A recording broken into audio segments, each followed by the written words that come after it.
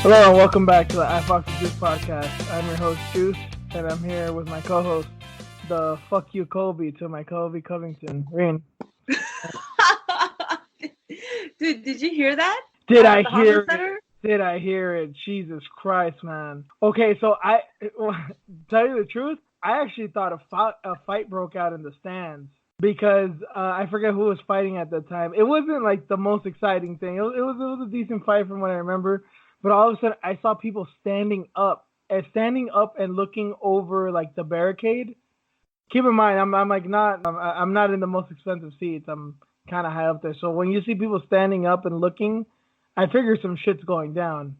I actually got kind of scared because, unfortunately, you know how shit goes around, how things have been going lately. So I'm like, what's going on? And then I just started hearing boos, and I kind of look over, and at the corner of my eye, I see a little red hat and a blue suit and a little belt. I'm like, I know who the fuck that is. And immediately I say, fuck you, Kobe. And Kobe, you suck. And then the chant started shortly thereafter. I'm like, yep. Damn, it's crazy, man. Why did he even show up? I don't understand. I'm going to say it because of Nate. I mean, Masvidal was there. Usman was there too, right? Usman was there? I want to say he was. I know Woodley was there. Like, a lot of the big welterweights were there. I think, like, they had him there just in case. Like, all right, this fight's at welterweight. Looks like Nate Diaz is staying at welterweight. Let's have him there just in case. Yeah. But, obviously, there's a lot to talk about with that fight in general. We'll keep it a little bit more official, and we'll get into the stuff. But yeah, there's no real fights. I don't count Bellator as real fights, so there's no UFC this weekend. So we're kind of just gonna wing it a little bit. Obviously, there's a lot to talk about. 241, and I was there, so I have a little bit of a different insight. So we're gonna talk about that. We're gonna talk about some headlines, some matchups. I don't know if this is gonna be a short episode or a long episode, depending on how much shit we talk and what we find interesting, but hope you guys are along for the ride. So let's just get straight into it. And let's start with the review, the rewind for UFC 241. So let's start from the bottom up. One of the fights we covered was, we previewed was Sabina Mazo, her fight with Shanna Dobson. She got a dominant decision win. If I remember correctly, I think it was 30-25 and 30-24, varying scorecards. So she got clearly a few 10-8 rounds. And, frankly, she beat the dog shit out of Shanna Dobson. She tried. I mean, Dobson tried to get a few good punches in, and I knew she hit her a few times, but other than that, it was just pure domination by Mazo. Was that fun to watch in person? Was there a lot of people during that time or no? Because she's from SoCal. I mean, that was the very first fight, and, the stands weren't very full. I mean, if I had to guess, I'd say maybe there were 20%, 25%, if I'm being nice, full. But the people were loud for her, man. They liked her. And the fight wasn't like the most exciting thing in the world because it was so dominant. But I mean, as a fan of hers and someone who's rooted for her for so long, I was happy with the performance because she was rounding out her game. I thought she kind of played it safe. I tweeted that I thought she was playing it safe, but good on her. She did need the win, and she showed that she's more than a striker. And I think she made some comments about that too, like, oh, did you want to wrestle just to prove a point? And she kind of just said, like, I just want to show that I'm a full martial artist. So good for her, man. I like her. I like her style. She beat the crap out of her.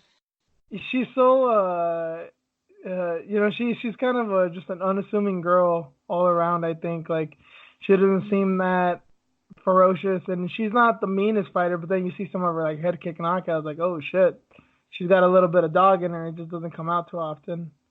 Yeah, those knees were vicious, man. Yeah. She definitely got violent in there. It wasn't like she just trying to play patty cake with her. Some elbow strikes. Yeah, they come in short bursts. When she attacks, she's pretty violent. Yeah, I mean, Dobson was a tough chick, man. I mean, she took a beating, but does she really belong in the UFC? I don't think so.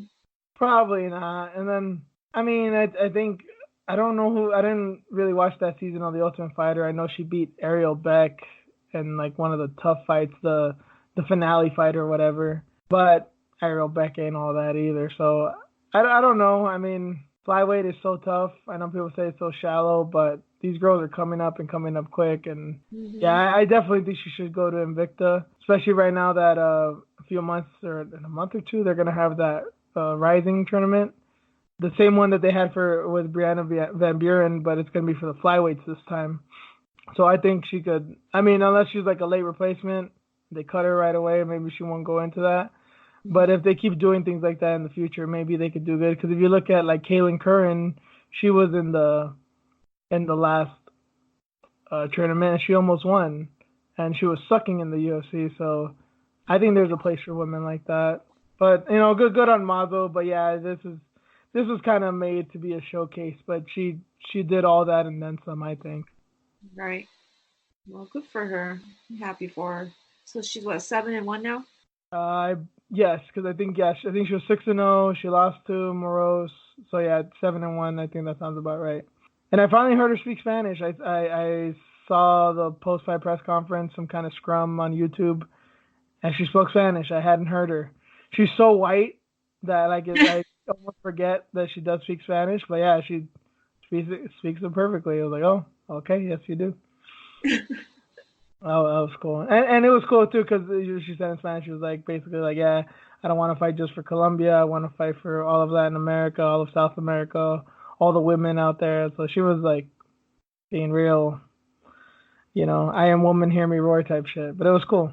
Nice. It was cool. It's cool to hear that, especially in Spanish. So yeah, she's with a good team. So I mean, hopefully they like slowly move her up. Yeah. Push her so much. She's still young too. So. Yeah, and I think we mentioned when we heard that she first got signed, I thought that because we mentioned I think in the beginning of the year that I wanted her to be signed, but I didn't think it was gonna happen because she wanted to focus on school and like seems like fighting wasn't like her biggest priority. Like I'm glad she signed, but yeah, I'm sure she's got a lot on her plate. She's not focusing on like Macy barbering it, to become champion by next year or some shit. Did you hear that? Well, yeah, you brought up Macy. So did you hear that interview? I think it was last week. She was still talking about Macy Barber. Yeah, she's still talking about being the youngest one, the youngest champion. Yeah, I mean that's her shtick. I don't hate her for it. I'm not even saying that she can't do it. It's just, god damn it, it's gonna be hard. I know, right? We keep on looking at like KGB. The more I see it, like, dude, you've got some shit coming. I know she's gonna fight Calderwood next, but even if KGB loses that fight, like, good fucking luck. And even if Calderwood loses that fight, good fucking luck. Yeah, I don't know. I think another reason of why I don't like her, I know I can go on endlessly about this, but just I think you brought something to the mind right now that you said that. I think a big reason of why I don't like her is that she kind of reminds me of Conor in a way. Not that like just the brashness and that she's conceited or some shit like that. I think the fact that people believe in her so much. It was the same thing with Conor. Like, oh, I don't know much about fighting, but I like this Conor fella.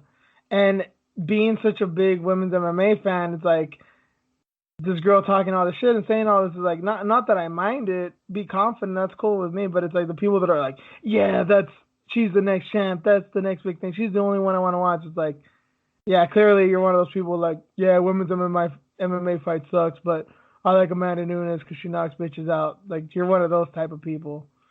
So that's I think another reason why I don't like her. Like the people that mark out for her are people that like usually don't like women's MMA that much. I think, but I don't know. Maybe I'm just being a hipster. I don't know. She's like talking about how she wants the title shot, but she's not ready yet. But she is ready. She's just going back and forth with that interview. yeah. She doesn't want to put her foot in her mouth, but she's young, man. She's gonna say some dumb shit. That's why I don't get that mad at her. It's more the fans. It's the same thing with like a big thing of why I didn't like Khabib or Conor or some of these people. It's like it's just the fans, dude. There's so like people are saying that with Diaz and Masvidal, which we're gonna talk about later. But then we'll see. You're not gonna have too much to complain about the fans if and when that fight happens. But we'll get there when we get there. That was Masvidal versus Dobson. Another fight we covered Corey Sandhagen and Rafael Sunsao. Sandhagen won obvious decision, a dominant decision. I mean, he did his thing. Sunsao couldn't do much. It's just I kind of feel bad for Sandhagen because I mean, obviously Sunsao was one of the best guys and most respected guys in the division, even though nobody really knows who he is outside of the most hardcore fans. But what do you think this does for Sandhagen, Reen? I mean, obviously he's a top 5, top 3 guy, but where does he go in the pecking order as far as Jan, Sterling? I'm not even going to put Faber in there, but obviously people say that he should probably fight for the belt. But, I mean, even Moraes, even though he just lost, I mean, Moraes, so many contenders in that division. Where do you think he's at? Well, I think he should fight Aljo next, right? Because I thought Peter Yan was hurt. I don't think I'd heard that. I mean, you could be right, but I don't think I heard that. Oh, where did I hear that? One of the fucking shows this week. Let me see if I can pull it up. But yeah, I thought he was hurt.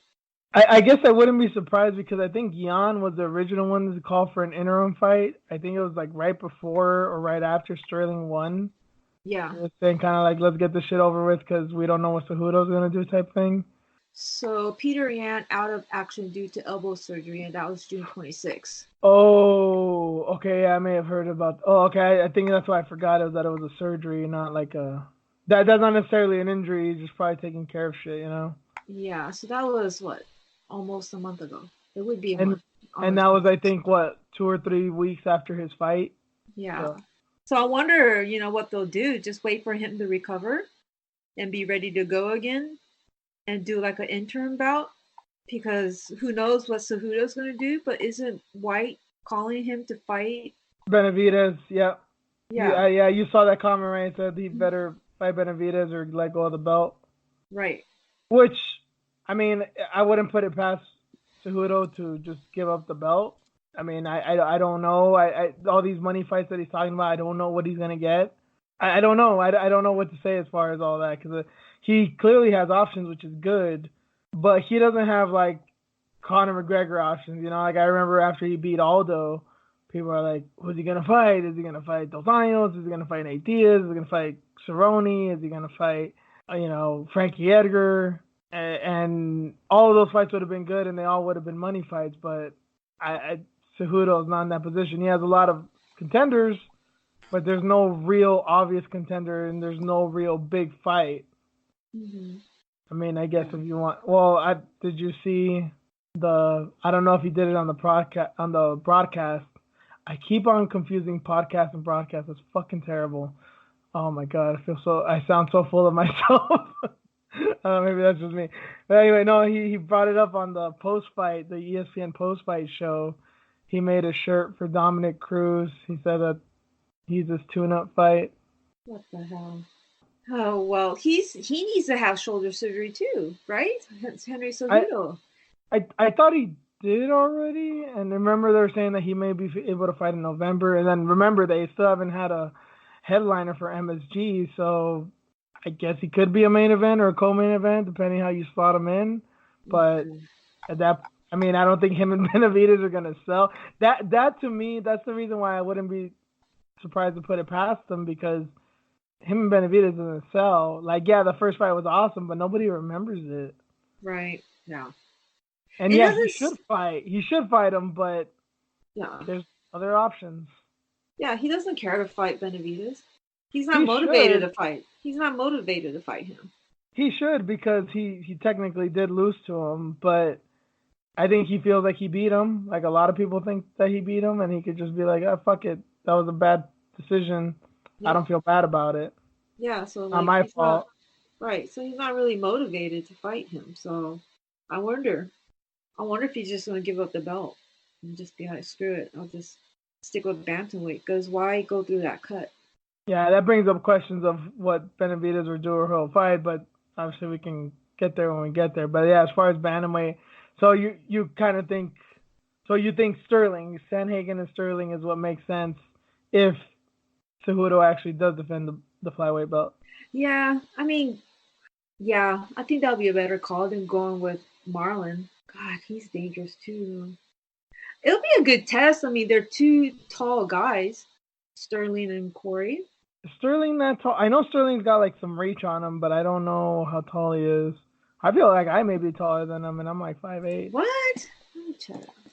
I know he's got reach. I know that because something about those Serra-Longo guys. Weidman's one of those guys where he's got like fucking orangutan reach. Because Corey's what, 6 foot? Corey's Oh, I thought he 5'11". was taller. He's He's 5'7". 5'11". Yeah, and Sterling's yeah. I Five told you. seven. I think I told you I'm 5'8". I'm pretty sure I'm taller than Sterling. Yeah, I don't even know how he gets down to 135, but pretty fucking amazing, man. Sanhagen. Oh, Yeah. you know what? That's something I didn't even have for the docket, but fuck it. Like I said, we're just freeballing this shit. Did you see all the weights? The what? All the post weigh-in weights of Oh how many? no. Yeah. Who was the one? There was a girl on there. Was it Mazo? Mazo was one of the biggest ones on there. She weighs like 146 or something, 148 after weigh-ins. What the? Mazo, there was some guys that fought at a catch weight, not Casey Kenny, the other guy. I think Manny Bermudez. He weighs like 25 pounds over too. Yeah. Those are a few of them. Yeah, remember the Aspen last shit, the California. They haven't said anything, but they just put kind of check marks like you, and you. Like we need to talk to you. Like you guys are cutting too much fucking weight. Wow.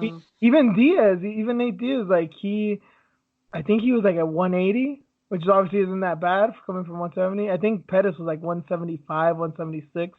So obviously it was cool that they weren't cutting that much weight.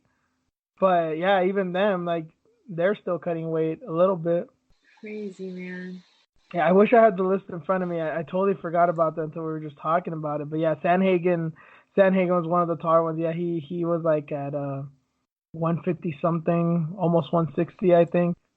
How much he cut. But yeah, I mean, look at him, you know. Yeah, he's tall and got that fucking long reach. And... Oh, this is actually a good segue. Another one we're just gonna talk about him. Yusuf, he cuts at least 20 pounds. Damn, he's a big boy. You wouldn't think that, right? Like he looks kind of like stocky, but yeah, that's obviously I don't know, man. Those Nigerians are built differently, man. They're like more dense. Yeah. Like Usman, you look at him like he doesn't look like the strongest dude in the world, but you could tell like if you try to lift that motherfucker up, like you're not gonna be like lifting up a tree trunk, you know? Right, he's a statue and shit. Yeah, Yusuf seemed like one of those guys too, and obviously he's got a chin of granite. He got clocked by Gabriel Benitez and still fucking dropped his ass, man. He took him out. He's fucking amazing, man. Yeah, we were talking off air about this, and you were saying that I don't know if you saw this on the broadcast, but in the arena, they had like a little video gif. I don't know what you want to call it. It was on the big screen of the Nigerian flag as he was walking out. That is so cool. Not enough people know about him. Yeah, and I found it so weird because when I was in the arena, I'm still kind of confused by it because I'm like, I've seen that before, but it was always like Conor McGregor versus Jose Aldo and and Anderson Silva and all these like non-American legends or whatever. Mm-hmm. But it was so weird seeing that with Yusuf because I mean he's only been in the UFC like a year, and I'm not like this big believer in the. I know it seems like a lot of people were surprised by that Devontae Smith getting knocked out. Did you see that one? Oh yeah. And I understand. I mean, that was definitely shocking because the dude took it on like a week's notice and he knocked out a guy who was a big favorite. But like, I'm not surprised that dude lost because I don't know much about Devontae Smith. I don't see him as like this big prospect. I haven't seen enough of him. But Sadiq Yusuf has he's 3 fights in the UFC, and I already have more hope in him than most UFC veterans. Yeah. Like I have more hope in him than I do Mickey Gall.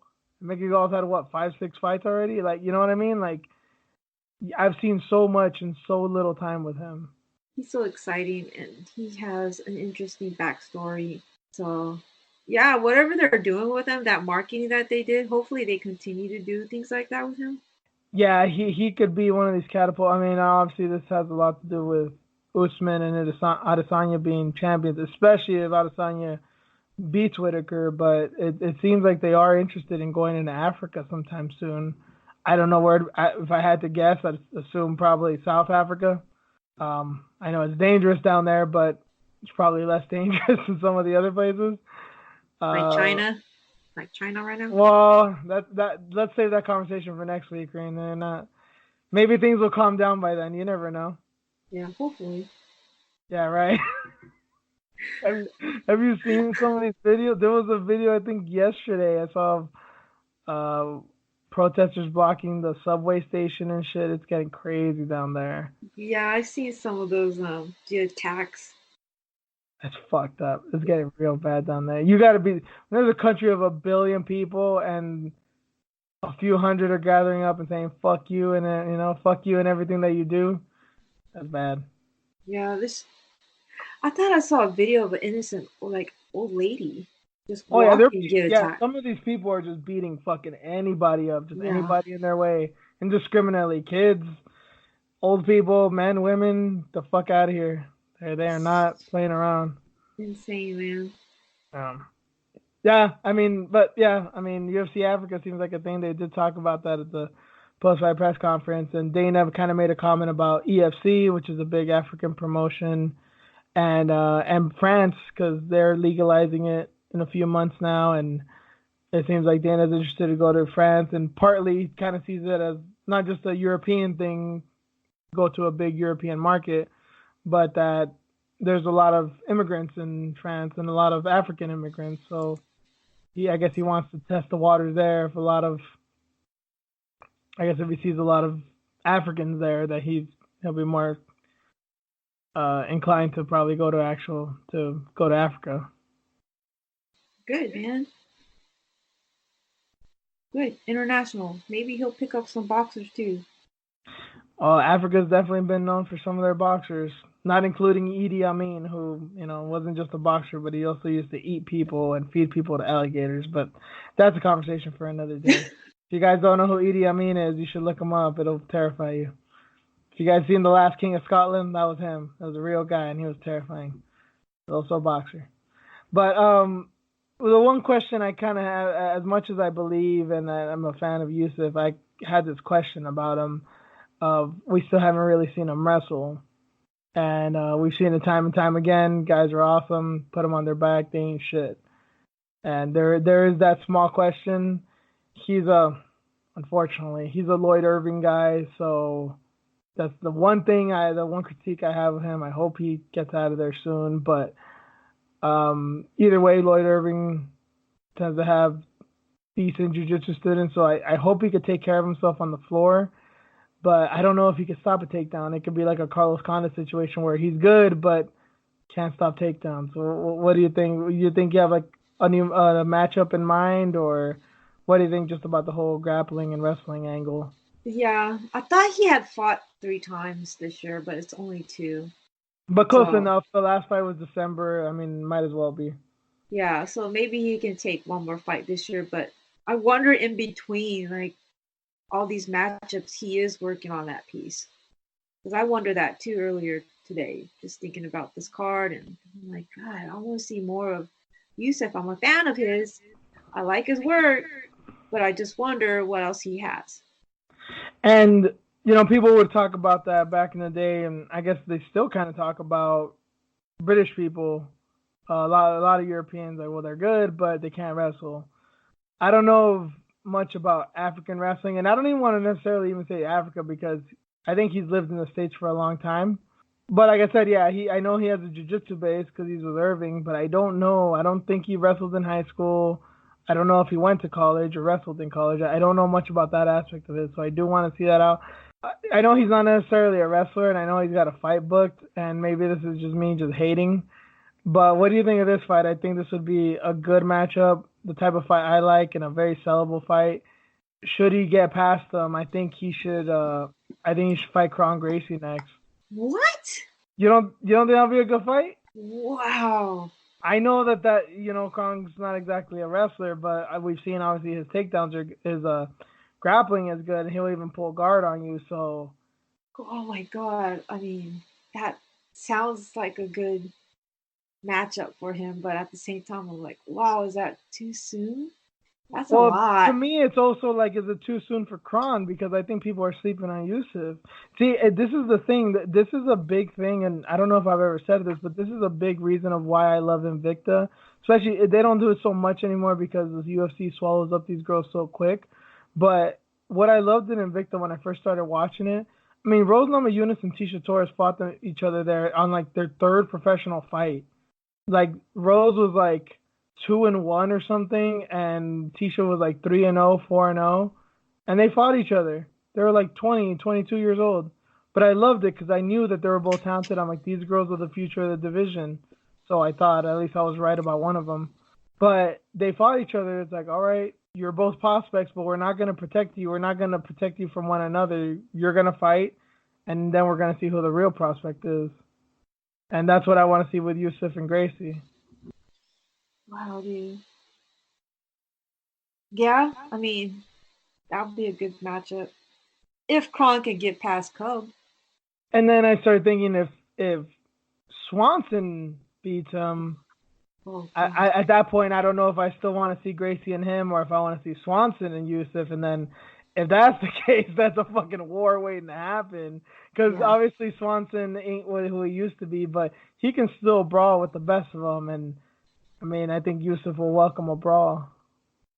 Oh, interesting. Yeah. You wouldn't give him like a top 15 or somebody in the. I You mean, I you don't. just give him a name so help his brand. I think so. I think a name is more suitable for him right now than a top 15 guy because there's so much talent at 145, Right. and I'm actually expecting Yusuf to lose at one point, and I don't know if it'll be by wrestler or by knockout, by submission. I don't know how or when it'll be. I think he's one of these guys that he can lose and come back way better. Could be wrong, but I don't know. I just have something there like it's gonna happen at one point sooner or later. I like the way you're thinking though. I just want people to know him. Obviously, he's on the radar of people like you and me, but until he beats someone, like if he beats Kron Gracie, like that'll be all over forums, that'll be all over ESPN, that'll be all over.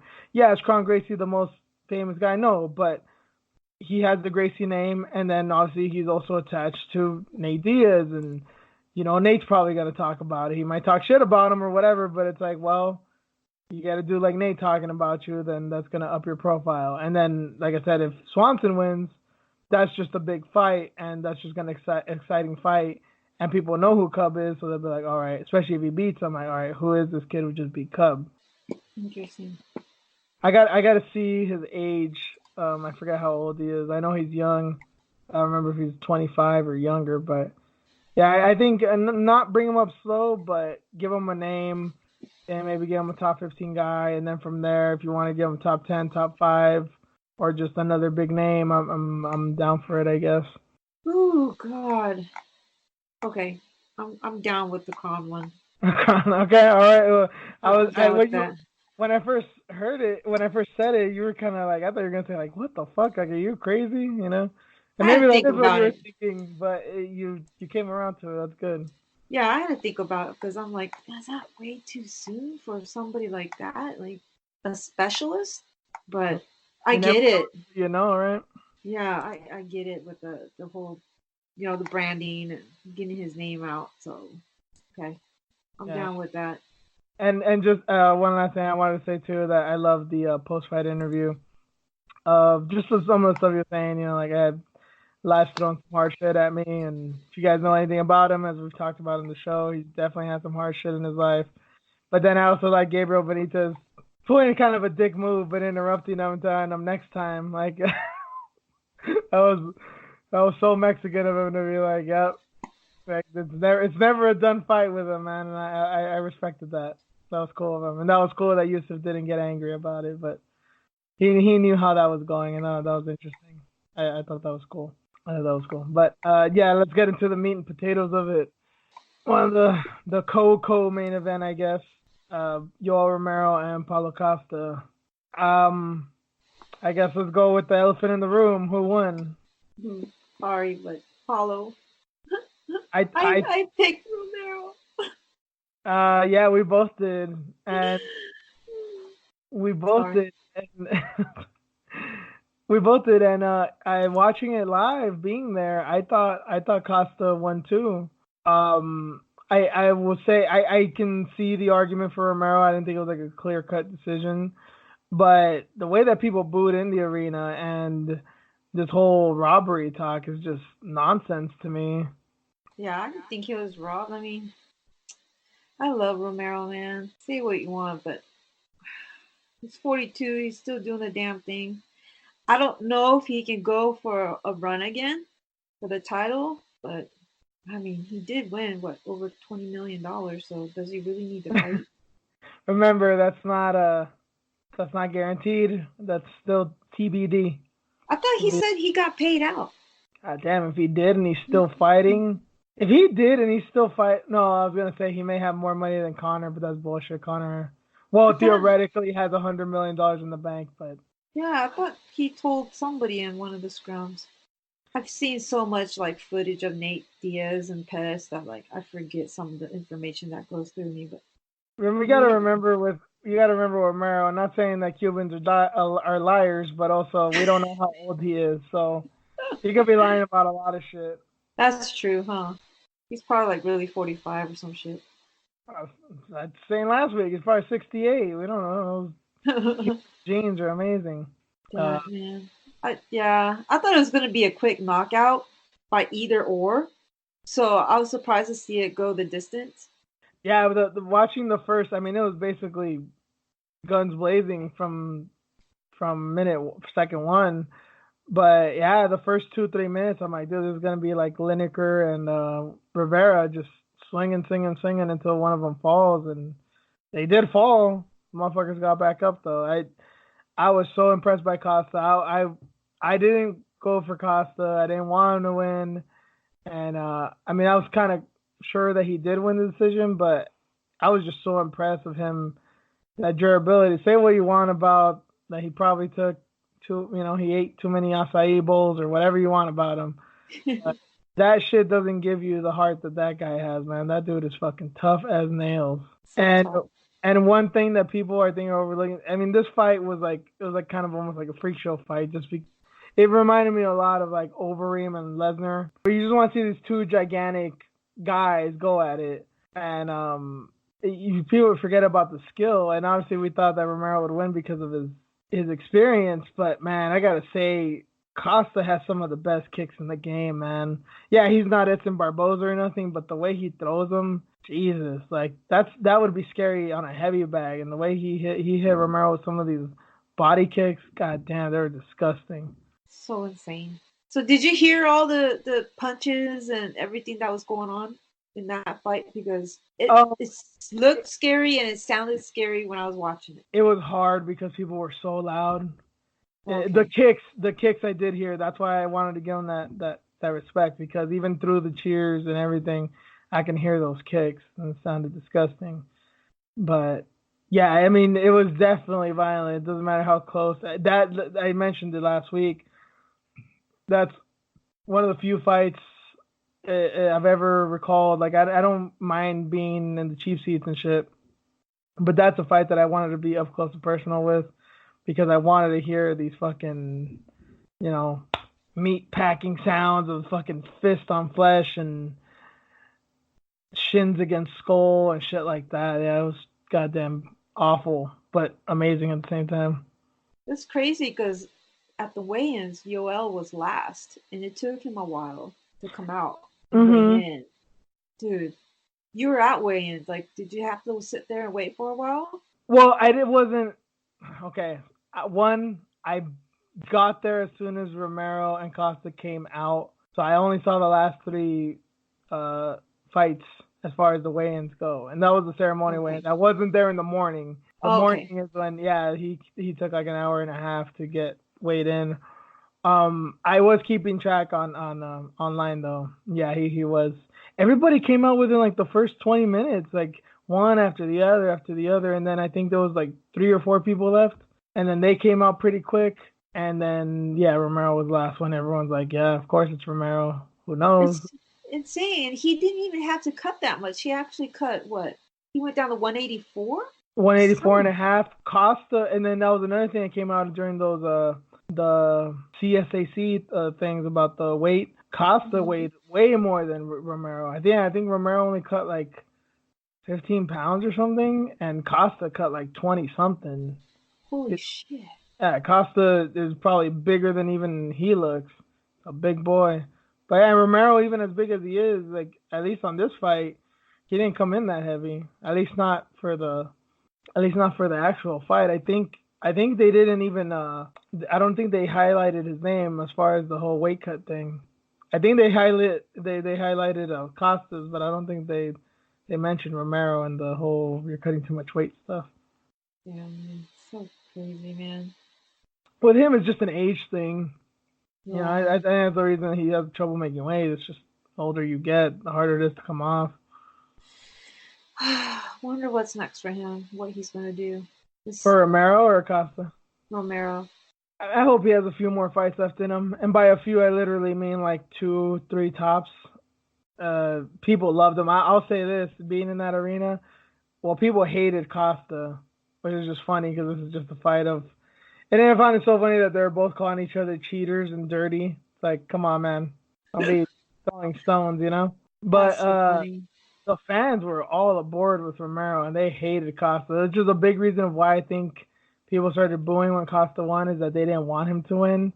But another thing is something that we have discussed is that we saw the same numbers that you did at home as far as strikes landed and all that stuff, significant strikes. And when you look at it, it looks like Romero won. But then if you look at how much Costa actually landed with body shots and everything, because he landed a lot of them, it's just about even. It kind of paints the picture of that the fight was close instead of this blowout for Romero like people think. Yeah. So funny, man. He called Costa called Romero a cheater because I guess he pointed. Yeah. And then he looked or some shit. He fell for that bullshit. That is. Remember, one of the funniest things was, I remember back in the day. Do you remember when Verdum fought Big Country? God, it's been so long. There was a part in that fight as the second or third round. Verdum was against the fence and Big Country was kind of coming towards him. Verdum pointed at the floor, almost kind of like your shoes are untied. He kept pointing at the floor. He pointed like 3 times, like, look, look, look. And Big Country, even as dumb as he may look, he was smart enough to be like, fuck you, and he just hit him. But they asked him about it, I think, at the conference after that. They're like, you were pointing down at the floor. What were you trying to say? Like, what were you doing? And Verdum said, I just wanted to see if he looked. Like, I just basically, like, I was going to kick him. I was going to kick him in the face. I just wanted to see if he'd look. So But funny, yeah. Acosta's like, oh, you pulled a trick on me. Dumbass. Whining about it. Like, come on, man. I didn't notice. It was so wild. And, you know, being there live, you don't catch little things. I mean, I saw the sticking the tongue out and all the gyrating and all the showboating and shit. But I did not see that thing that he actually pointed and then hit him. But I saw that GIF when I got home. It's like, man, I think like Romero actually pointed to something and Costa looked and then fucking got his ass dropped. Yeah. I mean, he's young. The pretty ones are always dumb. You know how it goes. Yep. That's what it is.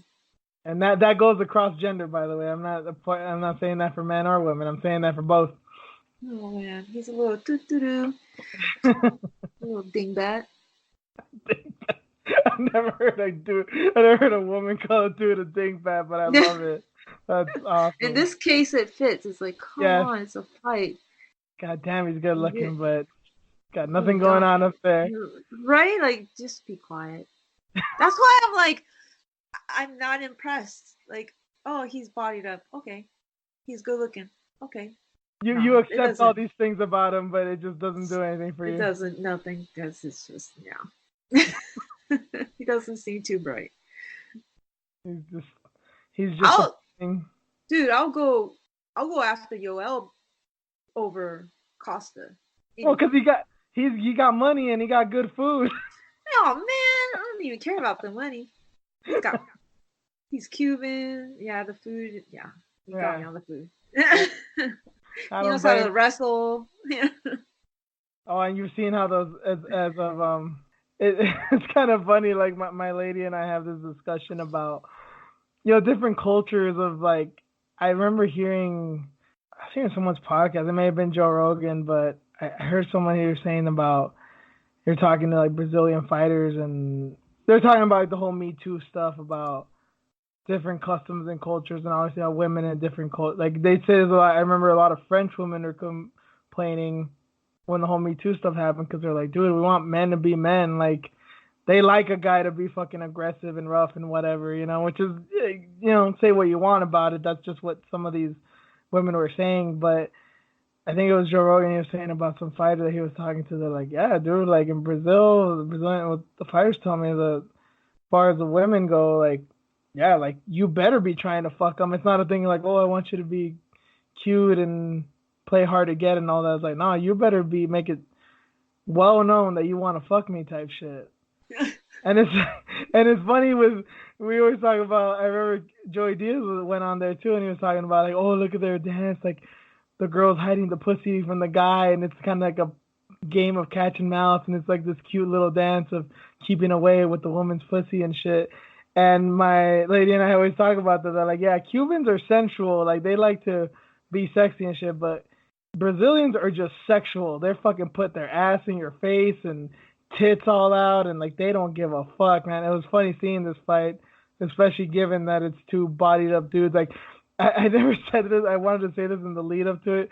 This was, I think, for women what Ostovich versus Paige Van Zandt was to guys. Like this was the thing for women. It's like let's get the two most bodied up fucking sexual dudes out there, given their culture and whatnot. And I was like, yeah, it's pretty much what this was. Now they know how we felt. That shit's funny, man. But this was an awesome fight. It was a Yeah, crazy fight. it was wild, yeah. Did you see? Well, did you hear any women around your area like screaming for this one?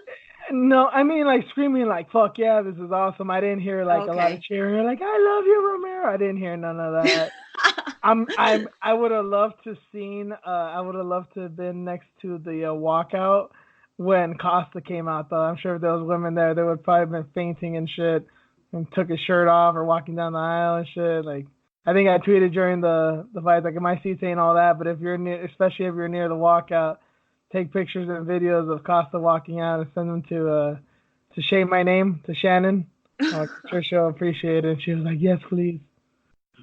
That shit's funny. Yeah, doesn't do it for me, man. I'm still thinking about it. I'm like, I'm good. So let's go to the people's main event, aka the co-main event of Nate Diaz and Anthony Pettis. I mean, what to say about the fight aside from total domination from Diaz, even after 3 years off. I mean, I picked Pettis. You picked Diaz. I know that was kind of like a heartfelt pick, NorCal Diaz fan thing, but I mean, did you see this fight going the way it went at all? Hell no, dude. That's why I'm a little ashamed of myself because I was like, no, and I'm not even saying like, oh, you didn't think he would win, but like, even if he won, did you expect it to go like this? No, like, I picked Nate. I said Nick earlier. I picked Nate, but I told you like last week. I'm like, I think Pettis is gonna get it done. I mean, it's been 3 years. Yeah. You know, It's been a long time since he's actually fought in a cage.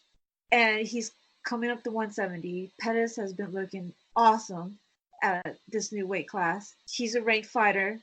I mean, what else were we going to say? I mean, really, like, we're excited to see him come back. This is going to be an awesome fight. But, I mean, did we really expect this? I mean, he dominated Pettis. From the start, he dominated. I had no idea that he had it in him like that. I thought that he was going to start slow. You know, Nate is a slow starter. Well, he kind of did. I mean, Pettis was getting some good kicks and the especially leg kicks like in the first minute or two, but it didn't take long for Diaz. I'm sorry, for Diaz to fucking go up and rolling, get up and Yeah, rolling. yeah, he was on it and just And the dominating. jiu-jitsu, I mean, it was so weird. He won this fight via clinch, knees, and jiu-jitsu. Yeah, It was like actually very not Diaz brothers. It's very not Nate Diaz. Like, yeah, we know he's got good submissions, but it was usually guys were getting beat up, like Connor. You know, he's getting beat up on the feet, take him down, get guillotined, get dropped by a punch, get armbarred. You know, but he was like playing of like full Hickson Gracie. Let me clinch you, beat you up, take you to the ground, and try and choke you. Like, it was amazing. It looked like a fight out of 1997, but in the best way possible. You know, not to demean Nate in any way, but that was literally vintage jiu-jitsu, insane. vintage Diaz. Yeah, insane. Like, had Pettis up against the cage and he was just blasting him with knees. I don't know how Pettis survived that. Yeah, I would, dude. I thought the fucking arena was about to come down. Yeah, when he dropped him with those knees and started wailing on him, I'm like, dude, this is done. I was yelling, it's done, it's done, it's done, and sure enough, kid survived, man. But she I just got was, his ass beat more in the process. dude, I was on the edge of my seat. I was squirming in my chair. Like, I was, by the end of that fight, I was spent. I'm like, holy fuck, dude.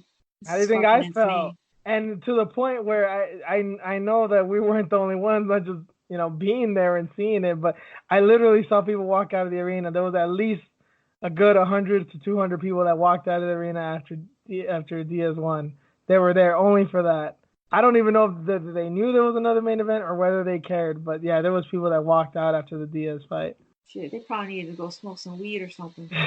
Oh, there was people smoking inside, outside, of something everywhere.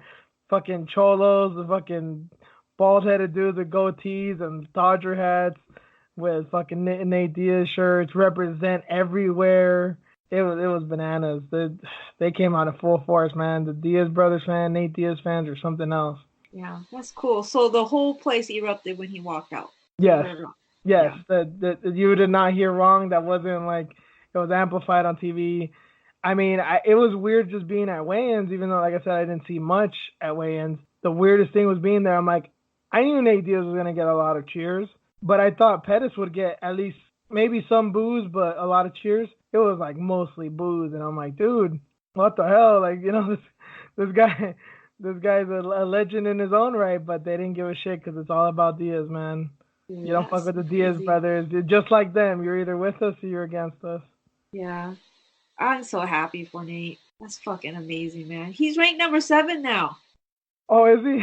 Yeah. He's ranked Oh, that's number good. 7. Well, I mean, Jesus. I think Showtime was ranked number 7 before this Yeah. fight, right? So he took his spot. Yeah. That's good. That's the way it Yeah. should be done. He doesn't give a shit about rankings, but hey, he's there now, so Well, good for him. neither does someone else. Apparently, he was seeing all this recent talk. So after the fight, Nate basically called out your boy Jorge Masvidal, and Oh well, I my don't even know if god. I could call him your boy because I don't know who you're gonna go for in this fight. And Oh my god. I don't know either. Oh my god. I mean, I want to see it. Don't get me wrong. I'm so excited for this because it's two of the realest, right? Two of I the think realest I think motherfuckers. literally I think literally the two realists. Yeah. It's so refreshing to see this. I mean, I'm so glad Nate is back because you don't get to see this cookie cutter bullshit, you know, the same old shit all the time. Don't get me wrong, I love watching the fights, but it's just refreshing to see a little bit of swagger, a little bit of fuck you to the man. I'm gonna light up the CBD fucking cigarette. You can't do shit about it, you know. I'm gonna keep Yeah, it real, like 100. He is there to fight. He is there to fight the toughest fights. He picked that fight with Pettis. He got it done. Now he's calling out Jorge. Good for them. They're both going to make, hopefully, some really good money. I hope they pay them out, especially with the way Nate was trending this past week. And then even now, they keep talking about him. Other sports networks are talking about him. Oh yeah, definitely. I wasn't on. I mean, I was on social media kind of, but I wasn't like, going through Twitter on Fight Night. Obviously, I had the fights right in front of me and stuff, and I didn't do too much on Sunday because I was so fucking spent. I just basically spent all Sunday on my ass because I didn't want to do shit. But I remember when Masvidal knocked out Askren, it seemed like for like 3 days straight, it was nothing but Masvidal, nothing but tweets, nothing but GIFs. Obviously, this wasn't like some highlight reel knockout by Diaz, but is that what it seemed like from what your experience? Like it's just nonstop Diaz? Nonstop, and then you can even go and just search Nate Diaz. All those old videos, they're starting to get traction again. You should see the comments. They're like recent comments talking about, his old highlight reels. Him and Nick doing interviews, all these old videos. Like flipping off Pellegrino, the double finger triangle thing and shit. Yeah, like almost everything that they've ever done is trending. Is just, there are people looking at it now and commenting, and they're like, "Who's here because this recent fight happened?" Yeah. Damn. Yeah. That's huge. Right. Who's here because he called out Jorge Masvidal? That's going to be a dope fight. Like all these people are excited about it, so they'll be stupid not to make this fight happen. They'll be stupid. They'll be criminal, man. Yeah. I wouldn't mind pressing charges on Dana for that because that is beyond stupid if that doesn't happen, I should say. But that's crazy that you're saying that. Like there's literally people who are probably just becoming fans of him. It's funny that like people point to very limited things of like, oh, I became a fan with this. Like it was always like, I became a fan with the first UFC, with Royce Gracie. I became a fan with The Ultimate Fighter. I became a fan with Brock Lesnar. I became a fan with Ronda Rousey. Or I became a fan with Conor McGregor, or the combination of both. But this might be a thing of like where people become fans. Yeah, obviously people know Nate Diaz because of the Conor fight, but now this is the thing. Conor's not in the scene. People know Masvidal because of that knockout. It's like these are gonna become not just fight fans, but real fight fans. Mm-hmm. Because as much as we like to say about Diaz and Masvidal talking shit and all this, and they definitely do in their own way, but I mean, you heard the way that Diaz called him out. It wasn't bullshit. It was just, my man's a gangster, but he ain't no West Coast gangster. Like, I love that. It was like the most respectable way of saying, like, yeah, I'll fuck you up. Like, I wanna show you what's up. Because that's what that was. Yeah, brilliant. And Masvidal just grinning like a fucking kid in a candy store. It's like, it's like, I mean, I'm sure he thought of it. Like, yeah, this is a possibility. But when it happened, it's just like, thank you. Just like the lady at church, like, thank you, Jesus. Praise God. Yeah, like, fuck the belt. They're like, oh, I think, God, who was it? Who does the podcast with Matt Serra? Is it Jim Norton? Yes. He's like, that would be stupid to take that fight because he's going to be giving up the belt. At this point, fuck the belt. Fuck fighting Usman. Is that going to really pay him? No. Colby Covington got a belt too. Right? It's like they were giving out belts like they were fucking potato chips and shit. And this is, I love that it happened because this is exactly what I told you last week. We're like, I said, I'm like, because I thought Diaz and Masvidal was a given at one point or another down the line. But I said, oh, well, how about if Showtime wins? Because I thought he was going to win the Showtime. And Masvidal, you're kind of like, eh. But we started talking about Diaz, Masvidal, and like, Jesus Christ, that'd be amazing. And now it's actually, well, I don't know. Dana's saying that there's no real progress, but what the fuck do you need to do, man? Like, you're literally, you might as well just burn money if this fight doesn't get made. Both of them want it. Both of them are healthy. They didn't get hurt. Like, you can literally book this fight for the Abu Dhabi card if you really wanted to. I mean, I don't think they'd go there, but you know what I mean. Yeah, well, Jorge is even saying, I'll do it in LA. I'll do it in his backyard. He wants to I don't give a shit. I mean, what would be the closest? Maybe San Jose, Sacramento, right? To Stockton? Yeah. Well, even if it's LA, everybody went to the Honda Center. Yeah, clearly. So it's like shit. I'll go to his backyard and fight him. I don't give a fuck. And Do I'm it, man. and I'm sure Diaz would say, put it in Florida. Yeah, but do it, man. Do it in California again. Break records again. They already did it with this Honda Center You'll come because out, of right? Nate. Shit. Yeah, for sure. I'm coming to this one. I kind of have a feeling that they might do it in Vegas. I don't want them to do it in Vegas. Yeah, Don't. because you're a sane human being. You're not No. fucking 25 years old and trying to get blow and fucking, yeah, no. No. It's a bad scene. I don't want it there. All right, come to Cali, man. Yeah. And we know That, Masvidal likes weed too, so, I'm sure there's way better weed out here than in Florida. But, no. Yeah, yeah, because you know what? Another thing, like if you come to Cali, again, you're gonna have real people there. yeah, I like that scene, like you were yeah, describing, like you're gonna have real people there, real fans there.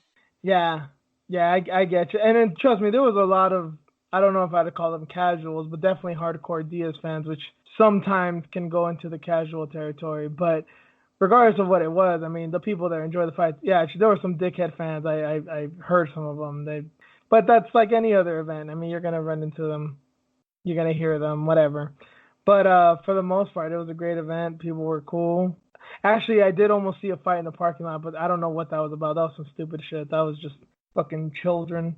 But okay, talking about this fight. So, if you were Dana, if you had, the power at your fingertips, you said obviously not Vegas, but when and where?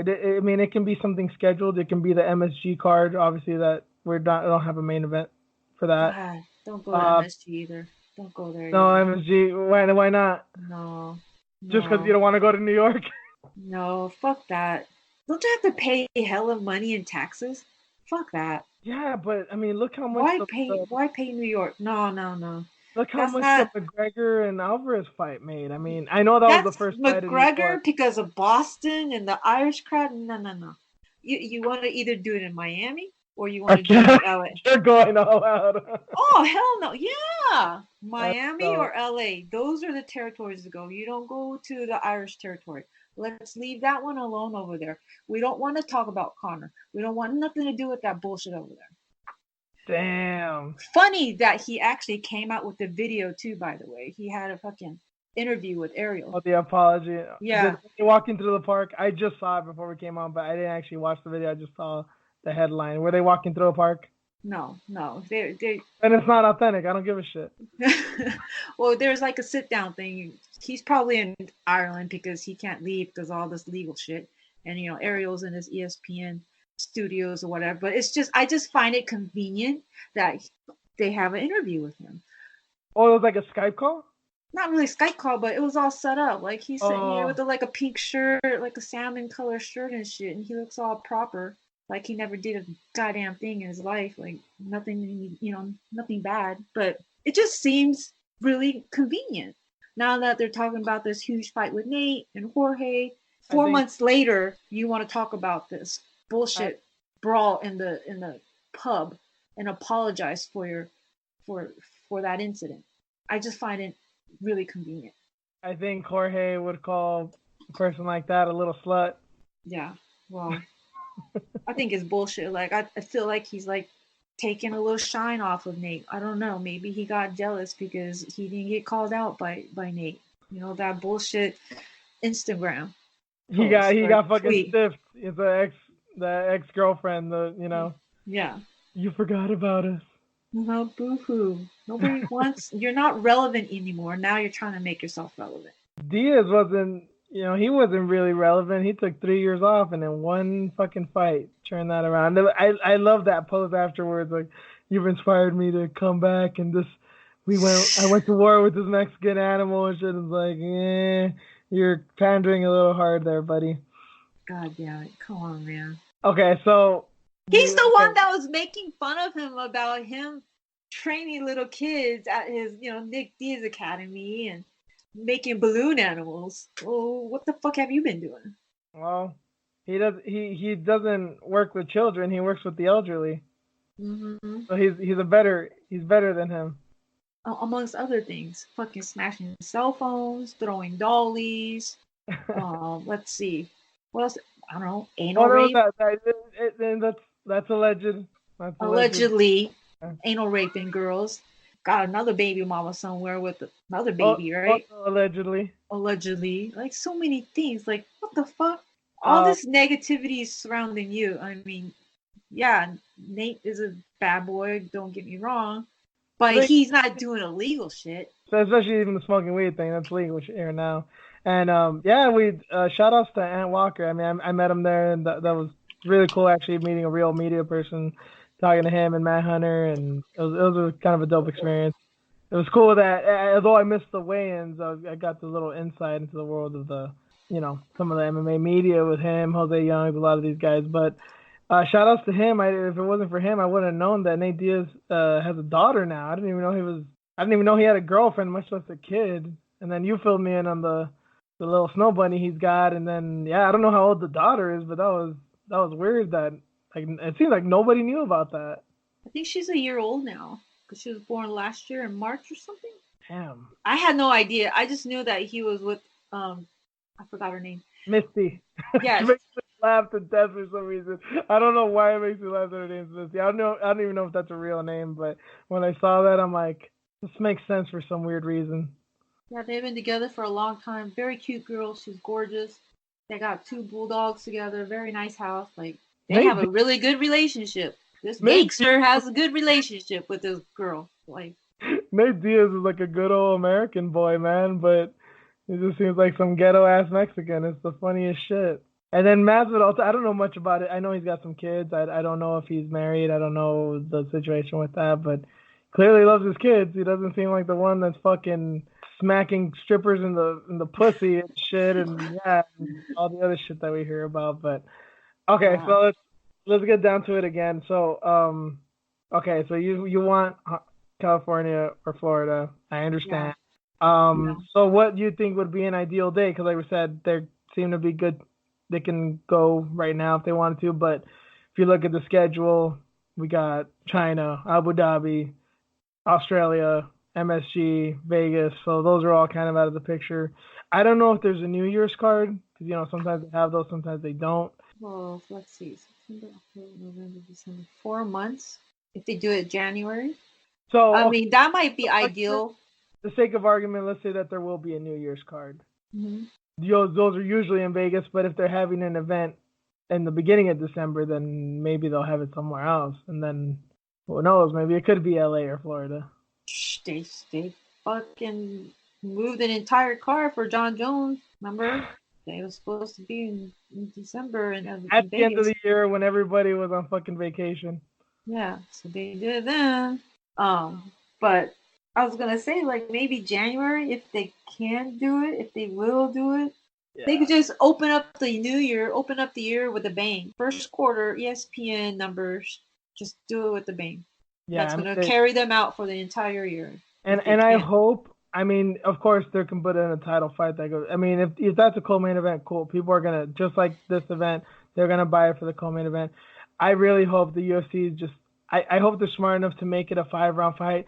Cause dude, you could still spare us a title fight, put it in another one. I know Endeavors thinks about the stupid bullshit with the belt. Make it a 5-round fight. Obviously, you see what a quote unquote needle mover Diaz is. You know that Masvidal's a star now too. Just make it a 5-round fight. I don't give a fuck about the rest of the card. Please, if you make the card good, even better. Because I don't have a fear of these guys pulling out. But They should just make it a main event, yeah, 5 rounds. people Make will pay. People will beg to pay for this. make a BMF belt and make it a fun fucking fight. Make it a fun card. Stack it up. They should really do that. They were entertaining. Dana was entertaining. Tom Cruise Yes, and Justin Bieber yes, fighting. They can do this. If they really wanted to, they could do this. Might as well. Might as well get all these casuals, all these new fans on board. They would yeah. be stupid not to. It would be so great if they did. It's just great marketing. And this is one Marketing. of those. This is one of those cards that, on the off chance that people don't know Nate Diaz that well or they don't know Masvidal, this is one of those chances that if you have a friend that's in MMA, you could be like biggest casual, barely knows shit about MMA, there's gonna be a card that like, dude, I know you don't watch this, I know you don't care, but you have to watch this fucking fight. This is gonna be madness. This is guaranteed. And the more I thought about it, as soon as you said his name, I'm just thinking like, now that it seems that it could be a reality, is there anything? And honestly, I mean, is there anything that you can think of that could be more hyped up than this, as far as like anticipation? The only things I can think of that could come close is, I mean, I kind of think that this would surpass Aldo McGregor.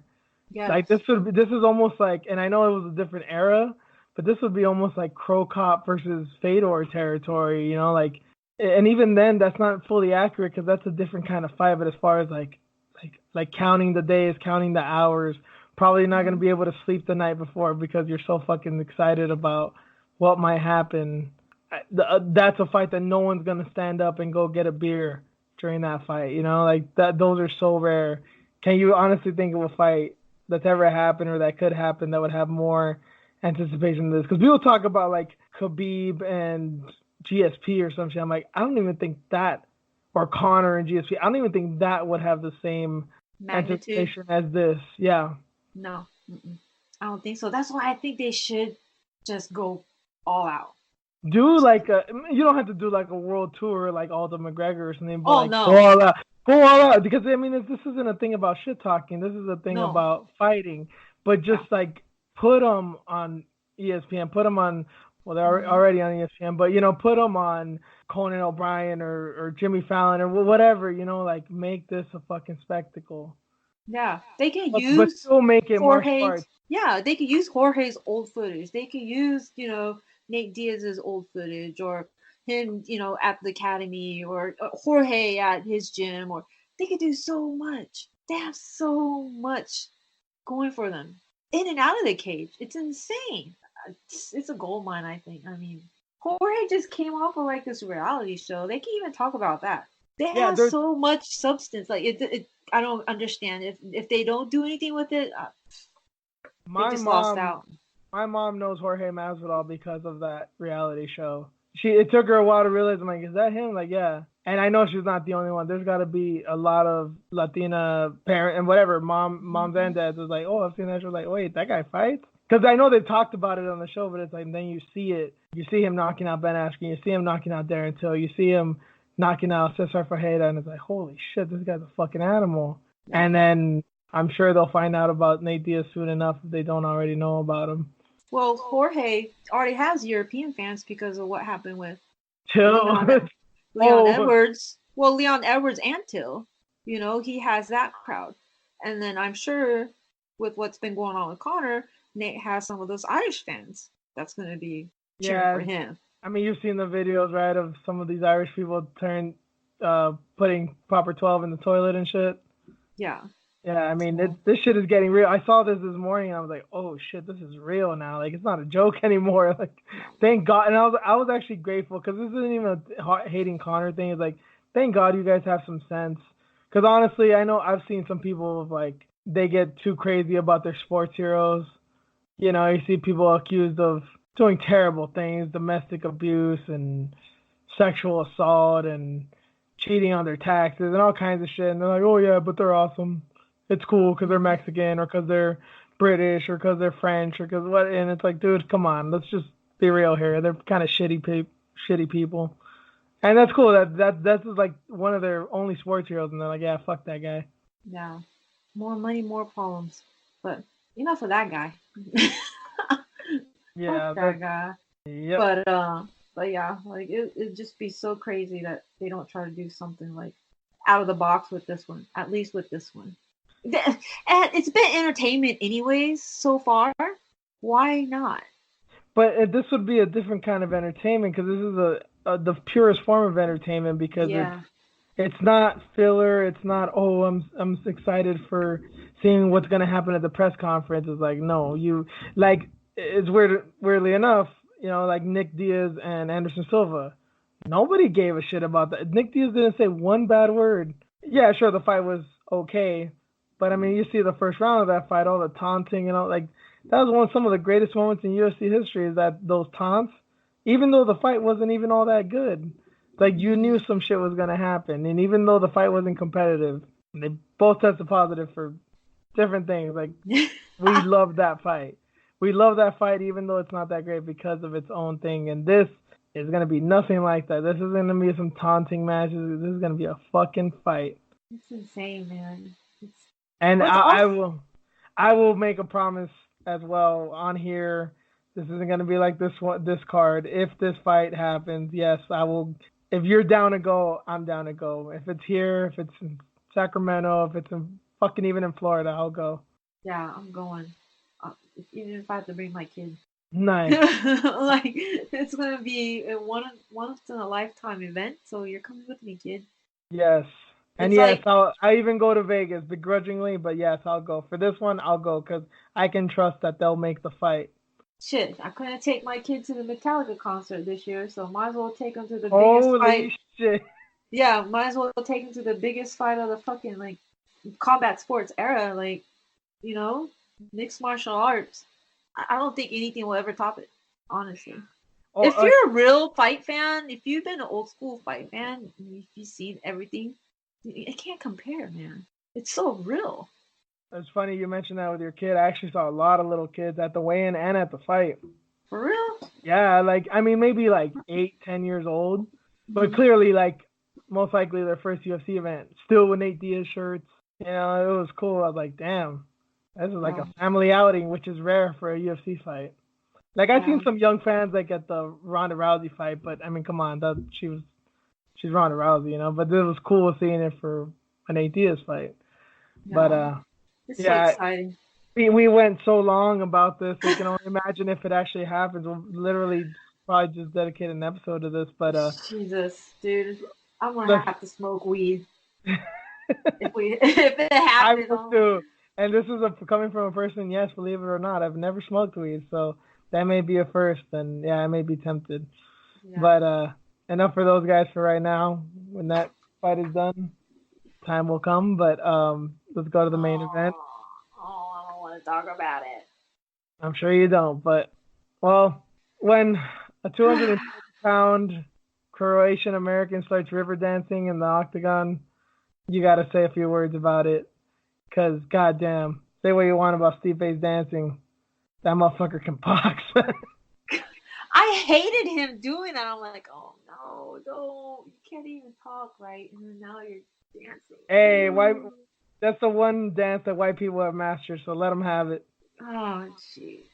I don't even like it when Valentina dances. I don't want to see this big motherfucker dancing. I heard, I think it was Eric 303 tweeted, like, is Stipe sea walking? That's why I knew Eric 303 has just been in the hood way too fucking long. He thinks some white boy from Ohio is fucking crip walking. But, yeah, DC... Just like 2 years ago, Rain saw him fucking get his ass kicked, and it happened again on Saturday. It was equally depressing for me, not just that I was going from, but I think I was a few seats away from the exact same seat that I was in for the Jones-Cormier rematch. Damn you. I mean, it wasn't as dramatic as that fight and as sad, but god damn it. It reminded me of it so much because I thought DC was winning the first 2 rounds with John. So he got knocked out, and then I think he was winning the first 2 rounds of this one, started losing the third, and then in the fourth got knocked out. It's like, I mean, obviously you can't put it on the venue. Stipe and John were both better that night, although John was the, aid of some certain stuff. But I mean, Jesus Christ, dude, I feel so bad for DC, but I mean, we're all guilty of this. I think we're really overlooked Stipe. I mean, I think even people that are picking Stipe, they didn't put into account what a win for him would mean, of what this does for him of his legacy and in the rankings and all-time greats. And I can say, I think without a shadow of a doubt, that Stipe is the greatest heavyweight of all time. Yes, even surpassing Fedor. I will even say that. Yeah, of course. Like, that's still a debate. Even when he beat Ngannou, it was kind of a debate. Yeah, that was a debate even when he beat Ngannou, even though when he broke the record. But to be the only man to beat DC at heavyweight and to knock him out like that, Jesus, man, like, what more does the guy need to do? I mean, look at him now. Look at him now. All right, what's the next fight? It's a rematch. It's either another rematch with DC or a rematch with Ngannou. That goes to show what he's done to that division. Yeah, he's definitely made it more exciting. Even just think about that Verdun fight, and he took the belt from Verdun. I was like, holy shit, man. I called that one, by the way. Holy shit, just the way his footwork and the way he knocked him out. I'm like, oh my god, dude. And then ever since then, he was on a tear. And that's what I said about Stipe. I'm like, dude, he's going to catch him with that straight right hand. I didn't think he'd catch him coming forward and him to fucking knock him dead.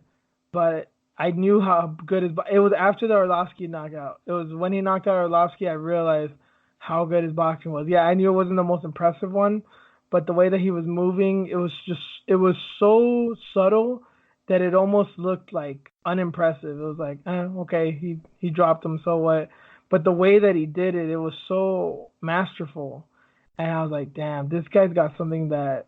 Because I remember before that fight, I'm like, Stipe is good, but I kind of thought of him as, I used to call him the poor man's Cain Velasquez. Keep in mind, this is when Cain Velasquez was still good. I was like, he's like Cain, but he's just, his cardio's not as good and his wrestling's not as good. And then after I saw that fight, I'm like, wait, Cain can't box. This motherfucker can box. And that's when I became a believer. But seeing what he did to DC, this is probably his most impressive. This is probably more impressive than the Verdun knockout for me. Dude, that was so beautiful with the body shots, how he changed his game plan up. Keep in mind, my god. Keep in mind, I was not near, and even in the seats that I was in, I can see the grimace on DC's face. And I wasn't looking at the big screen. I was looking down at the octagon. Right before he knocked him out, that big liver punch that got him, I saw it in his face like, oh shit, he's wilting. And then he got him with that right hand, dodged, dipped, landed the combo, and fucked him up. But I saw it. Like, I started seeing those punches landing, and even from there, I could see his face like, damn, he's done. Amazing fight. I was just sad for DC because I wanted him to win again and just ride off into the sunset. Okay, so what I've heard all week is just this debate of, is DC done? Is he gonna retire? I've heard like Cejudo, who actually knows him very well. Obviously, they've wrestled for a long time. Says that he doesn't think it's in him to retire right now because I don't think he can go out on a loss like that. He's too much of a competitor to eat that loss against Stipe. But I'm not gonna. I just, what do you know? I know we talked about this off air, Irene, but I mean, what's your take on it? I just want him to retire. Just don't do it. It's all good. You don't need it anymore. You don't need the money. He has a team of people, a team of kids that he coaches. His son obviously wants to spend more time with him. Yeah. Because of that comment he made. Yeah, you get to spend more time with me if you retire. So. That's a big thing coming from a kid, right? Yeah, huge, right? Like that right there, I would have been like, okay, kid, but that's me. Yeah, and different lives, different situations, but I can't speak on that, So yeah. I love hearing that from you, and I think he's proved a lot, but I don't know if he comes back, I'm not surprised, but if he leaves, I'm not surprised either. Yeah, I won't be either because he is so competitive. I mean, you can tell he just threw out the game plan and wanted to knock him out, wanted to knock Stipe out. He did all that shit talking. Yeah, I think he put a lot of undue pressure on himself. Mm-hmm. He had to back it up. He didn't really talk shit in the first fight. He was just like, yeah. Remember, they were actually friends. Remember, they were like, oh, we're going to talk to Dana about getting more money. And they're like, oh, thanks for making me. They negotiated a way for the way they both made more money out of it. Like, they were cool. Yeah. And then. Personal for both of them. Yeah, DC is like, just, he ain't shit. And then, like, what happened? And that's the one thing I was saying last week. I was like, Stipe's pissed, man. He's really fucking pissed, and he's a quiet killer, and those type of people scare me. Yeah, so, I mean, if they have a trilogy, okay. I don't care to see it. But if this really is DC's only option, I mean, gun to your head, and you have to pick one of these. Trilogy with John Jones at heavyweight, or rubber match with Stipe. If John Jones goes up, does that change anything?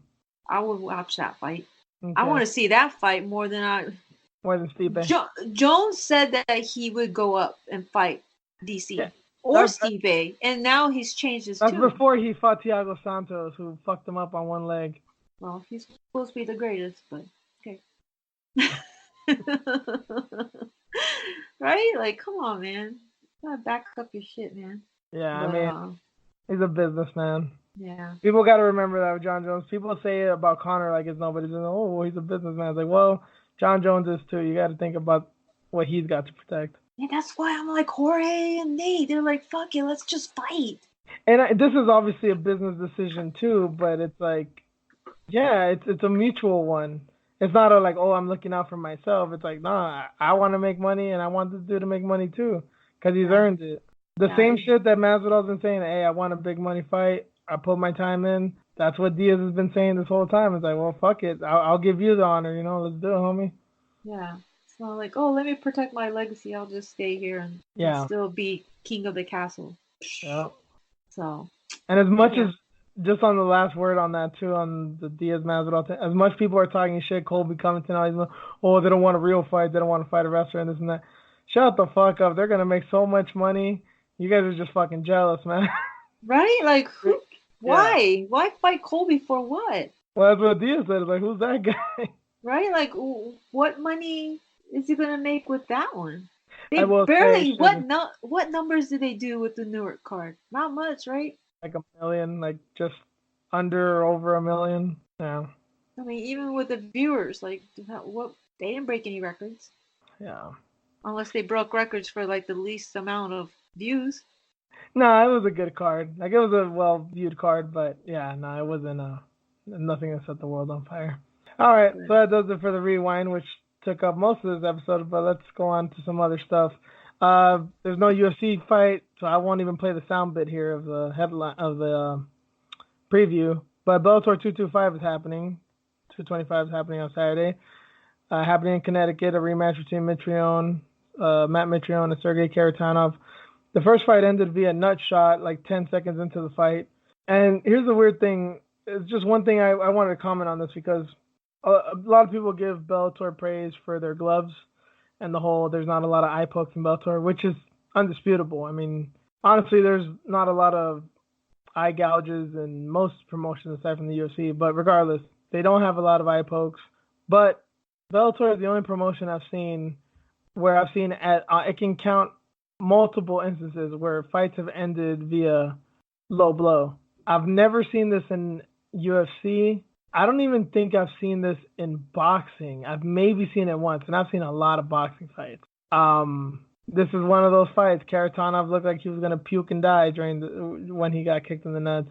But there's so little to take away from this fight, man, because nothing happened in the first fight. I just wonder if Karatanov's gonna be super pissed because he almost fucking made him fucking lose a nut. He's just gonna go ape shit on Mitrione. I'm not even interested in this one. Well, it's gonna be I don't know if it's gonna be a shit show, but like I said, when a dude hits you in the balls that hard, and you have to wait months to get back in the cage with him, I have a feeling it might just be super entertaining. Huh. Might just be me, but I just found that kind of funny. Oh, so the last fight was in February? I believe so, yeah, sounds about right. Yeah. Took him 6 months to recover from a kick in the ball. I know you can't relate, Reen, but let me just tell you, it sucks. That is awful. Oh, God. It is awful. That is one of those things you don't have to worry about guys faking it. That's, that's bad. That's bad.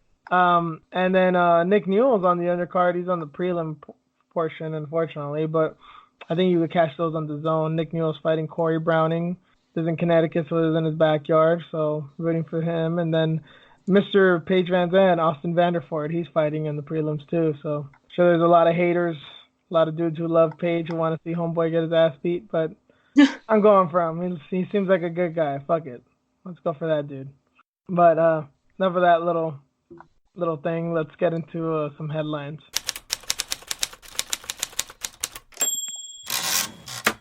Scott Coker, he's been expressing more interest in Cyborg, and it looks like it's all but a done deal to be determined. But he says that he's also looking at Cat Zingano. That he made an interesting comment. He said that he's not exactly sure if her contract is up. He thinks that the UFC may have like a exclusive period or something. He made a comment alluding to that, but he said if she is free and she is interested, that they're interested as well. And she's fought at featherweight before. I mean, her last fight against Megan was at featherweight. I don't know how keen she is to cut the weight, especially at her age and, you know, some hardships she's had. So how do you think that Zingano would fit in Bellator if that's what comes to pass, Reen? I hope it happens for her. That would be nice. I mean, I think because Bellator, they don't put a lot of fights on as much as the UFC. She'll have more time to spend with her son and do whatever project she needs, and then also make more money, right? Because of the sponsorships. I Yeah, think I think somebody, I think was it Michael Bisping's show? She just signed with a CBD company. yeah, I Uh, think she's gone on about, yeah, because I know she's kind of into the natural medicine, because I know she's gone on, she doesn't like big pharma, and she said that herself, like, I'm not a fan of chemical drugs, and she's had a history with antidepressants and shit, so, yeah, I think she's one of those, let me just have a toke and relax and use CBD and natural remedies and shit. Because she seems yeah, kind of like a hippie chick in a way. yeah. And then Scott Coker seems like he's a fighter's boss, right? He's more on the fighter side than really the business. That's one thing that this is kind of a weird reason of why I kind of like Kat is I mean I know she's not a champion, former champion, anything like that, but I think there's a lot of ways that you could market Kat Zingano, and I don't think the UFC ever did that. I understand how it's hard given how much tragedy she's gone through, but I think there's a way to do it. You know, I mean, you don't want to just highlight terrible shit about somebody's life and like, oh, here's a reason to watch this girl. But it's like, dude, I have a feeling, in some respects, I think that Scott Coker is a better promoter than Dana White as far as what he can do with some fighters. And I hope if there's anything he could do with Kat. One reason I would be excited for her to join is that she could fight Leslie Smith, and that'd be fucking bonkers. Neither of them would really cut weight. They could just go ape shit, and either way, whoever wins that fight, that's one of the few fights that Zingano can lose, and I won't be mad or sad. So that'd be cool That'd if be it ever happens. that'd be fun. They should do it in San Jose.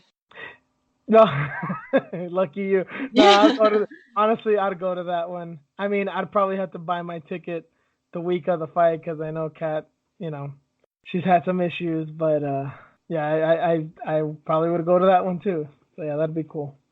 Another headline: Dana White had made some comments on boxing's pay structure. He was basically saying that he wants to convert the pay structure in boxing similar to the UFC's because he doesn't think guys get paid well enough, which is quite the statement. He does kind of make a point because in boxing, for some people that may not know, he is kind of right. A lot of boxers don't make shit. They get paid a couple $100. Some people get paid like $100 per round. They're making like 1,200, 2,000 bucks a fight. But the people that do get paid not just well, but justifiably well. Like their purses are in good regard to their gates. Sometimes even more so, thanks to the Muhammad Ali Act or whatever. But they have that. But I don't know. It's just a weird. I understand what he's saying. It's kind of weird for him to say it out loud because I don't know what boxers are gonna think of this. Like obviously low level boxers will be intrigued by this, but I don't think he's ever gonna snatch up Anthony Joshua for $50 million as they were talking about in the past. Like this doesn't seem like what he's into. It seems like he wants to start from the ground up for some reason. I think that's the way he has to do it at this point, right? Because yeah, who would come over and sign with him? I mean, it has to be huge numbers, huge dollar signs. I know Terrence Crawford was at the fights last weekend, but he ain't gonna be all buddy with Dana when he's making what $5 million to fight Amir Khan, who's honestly a tune-up fight. We were talking about it off air, like doing like tough or contender series for the boxing version. Yeah, and it doesn't even have to be like a TV show per se, like, oh, follow these guys around. But yeah, just a quick, like, oh, these are some up and comers. It'd be kind of like LFA, but for boxing, which would be weird. But maybe the thing of this is not to make big money, is just to bring in revenue through another source, especially with Endeavor being such a giant corporation. They do shit like that. Like, oh, we lost money this year because we invested in this and this and this. So it can be a thing of that too. I know Dana loves boxing. I know he's not doing it for shallow reasons, but it's just hard to know what he's trying to do here. Yeah, he's probably gonna mirror it like the UFC because I mean, if it works for them, why not go with the same business plan, same business model? I remember years back, I think Golden Boy was trying to implement a bonus system, like knockout of the night, like $100,000, $50,000 for a knockout of the night. Hmm. It only lasted like a few fights, but I mean, I wouldn't mind something like that. Obviously, Dana's known for that. It would work, but I don't know. I don't know how intriguing that'll be for a lot of boxers, you know. So yeah, I guess it's just wait and see. I mean, these fights are supposed to take place at the UFC Apex, so it's not like they're trying to fill up the T-Mobile arena or whatever. He hasn't said as much, and it doesn't look like they are. But Hmm. Hmm. Interesting. another bit of news: the most intriguing fight of the year. Damian Maia and Ben Askren is set to headline UFC Singapore on October 26th. Um, I don't think I've ever seen a fight where I'm like, I'm excited for this fight because I just want to see what Twitter's up to. It's so intriguing that you forgot about it. Yeah, I almost forgot. Oh my god, it's a grappling match, so And that's cool. That's all well and good, but yeah. I guess I'm just gonna. I think the only reason I'll be on Twitter is just to be like, I'm gonna wait for the first comment of, "God damn, this shit is boring," and it's like, well, why the fuck are you watching this shit? You knew what it was gonna be for. I'm only on Twitter just to hear you fucking idiots complain. We'll be on in the morning, so Yeah, yeah, true. So to make it nice and early, because that's like a espresso shot to liven up your day. Let's see these magnificent grapplers go at it for 5 rounds. yep. October 26th. Set your alarms, people. You don't want to Well, miss this one. October 26th is what? What the? See, that's too close to like Halloween and shit. Like that's the weekend before Halloween. Yeah, Yeah. There's I don't. gonna be like parties that weekend. Nobody's gonna be watching True, that. true. I guess that's not what it's for. I think the only reason they keep going to Singapore is because of one. I mean, I know it's a big market. Well, a good market as far as money goes, but You're gonna give well, out tickets too? actually, actually, I just remembered. Ashkin used to be in one, so that might be a reason too. He has a connection with the country. Oh, that's So right. I totally forgot about that until I just read it right now. So yeah, Yeah. Too maybe many that's why. highlights. Too many KO highlights of him. We forgot. He did knock out Shinya Aoki over there. So yeah, there's that. But yeah, let's get into the matchups.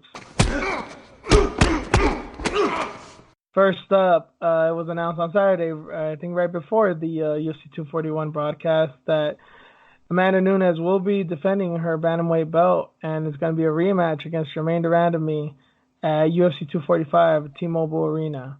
It was been what, 6 years since her first fight, I believe. Yeah, dude.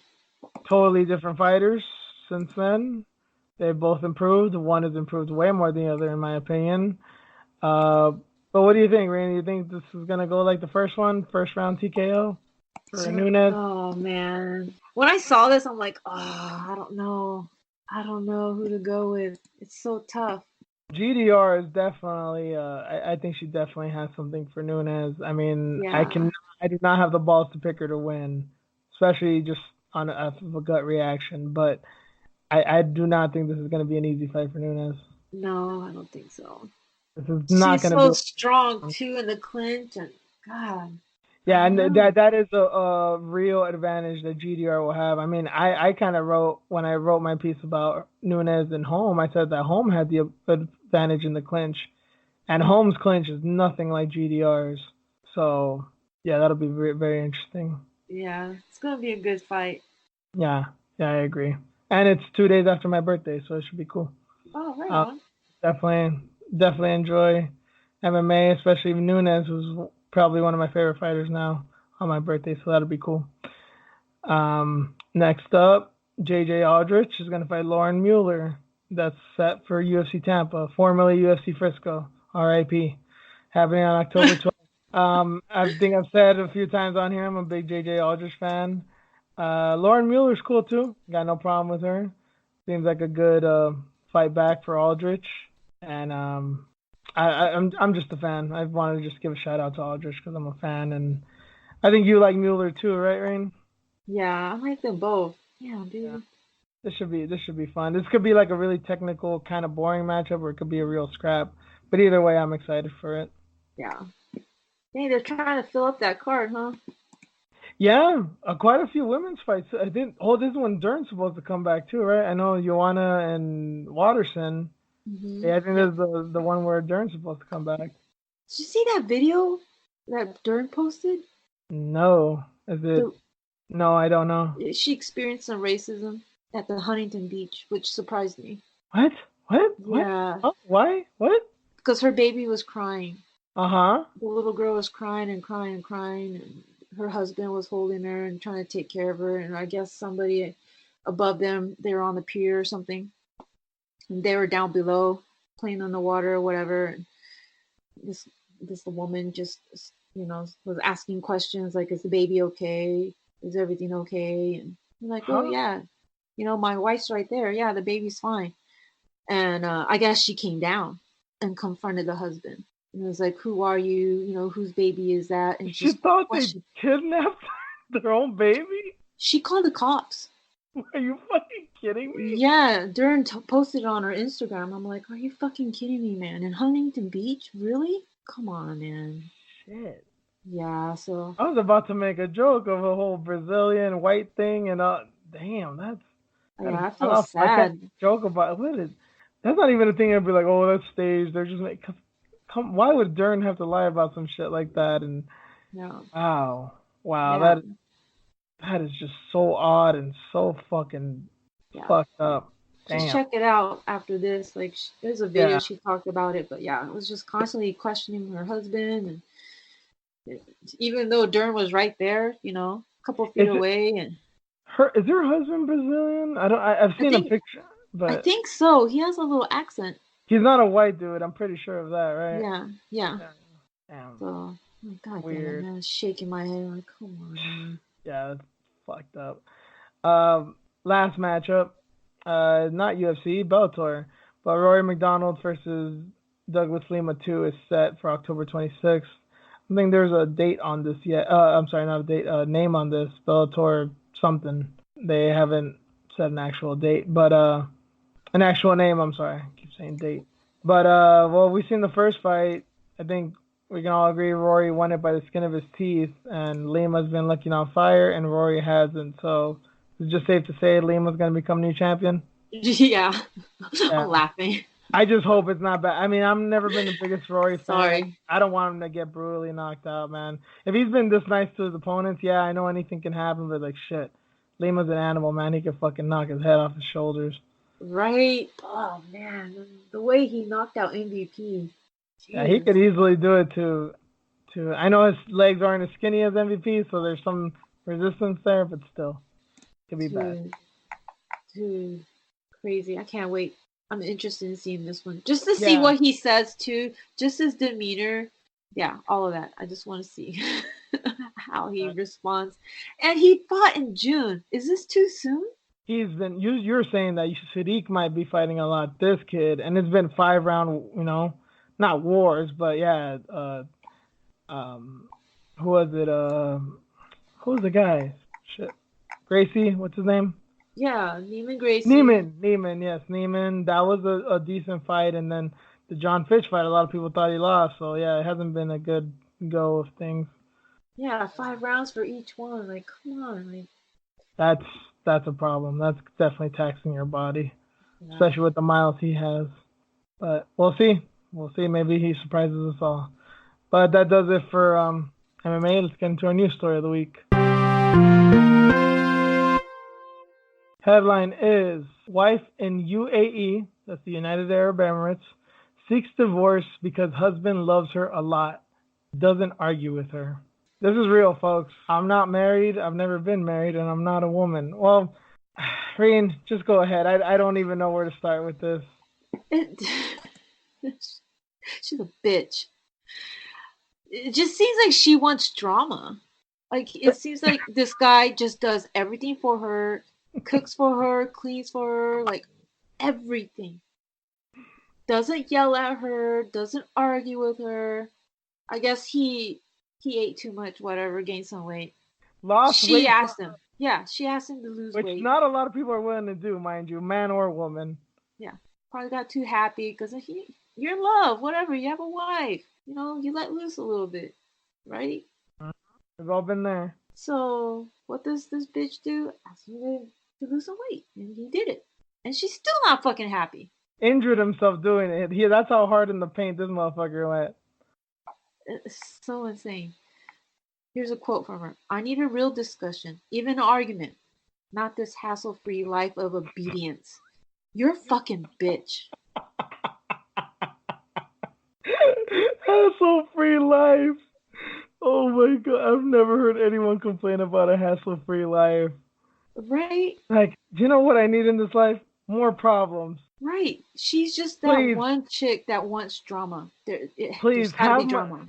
Have my car break down on me. Please have me be late to work. Please have me fucking get my fucking credit card stolen. Please, I just need more problems. I have too little of them. I need more. This is a quote from the husband. I wish to be a perfect and kind husband. Oh my god, he sounds like a saint. Would you marry? Would you? And I know we haven't gone on air and talked much about our beliefs on marriage, Reen, but even you, would you marry this guy? Yeah. Like what? You're cleaning the house? Mm-hmm. Cooking? What? Cooking? Shoot, if somebody cook for me, that's it, man. That's all you need. Yeah, slam dunk. You hear that, fellas? Be this dude. Obviously, he wasn't enough for this woman, but right? He can be enough for Reen. This bitch said I was choked by extreme love and affection. Bitch, I will fucking choke you out for real. Are you kidding me? She even helped me clean the house. Oh my god, you lucky bitch. You know my ex never helped me. I'm sorry if I'm coming off kind of cold and insensitive by laughing, but it's just I love your passion because it's like this is common fucking sense, and this woman is horrendous in every which fucking way. It's awful. Like it's hard enough. Yeah, it's hard enough. Like it's only like they're 1 year into this marriage. It's hard enough, right? He's doing everything possible to make her happy, like everything, and she's complaining. This is why guys see like that. Like, yeah, see, that's why I'm an asshole, because fucking bitches don't appreciate shit. Like, this is the kind of story exactly. Exactly. I never called you back, you whore. Yeah, exactly. Everybody wants that asshole. No, you don't. No, you don't. I was in those shoes. No, you don't. It doesn't say names or age. I really hope they're young. I really hope they're like 20 years old, because this is like a 40-year-old woman. Oh my god. Yeah. Being choked by too much love. Yeah, she's gonna. Here's the one thing that it both makes it funny and really unsettling at the same time. This is the UAE. This is United Arab Emirates. This is a Sharia law court too, man. This is one of the things. The woman sought divorce from her husband at the Sharia court in Fujairah because his love was too much for her to bear. So, especially with Sharia law, I mean, this is of what I've heard. I don't know much about Islam, but this is a thing of all a man needs to do to divorce a woman and say, I divorced you 3 times in front of a witness. And with the women, it's way harder than this. Here's the both funny and kind of sad part is the end, is as far as the actual verdict or the adjournment, whatever you want to call it. The husband asked the court to advise his wife to withdraw the case. It's not fair to judge a marriage from the first year and everybody learns from their mistakes. Oh yeah, it's only been a year, so that's nice. The court ordered the adjournment of the case to give the couple a chance at reconciliation. So they're telling her, give this motherfucker a chance. But this is a Sharia law court. This is where all the men have all the privileges, and this dude's going out of his way to be the sweetest fucking dude on the planet.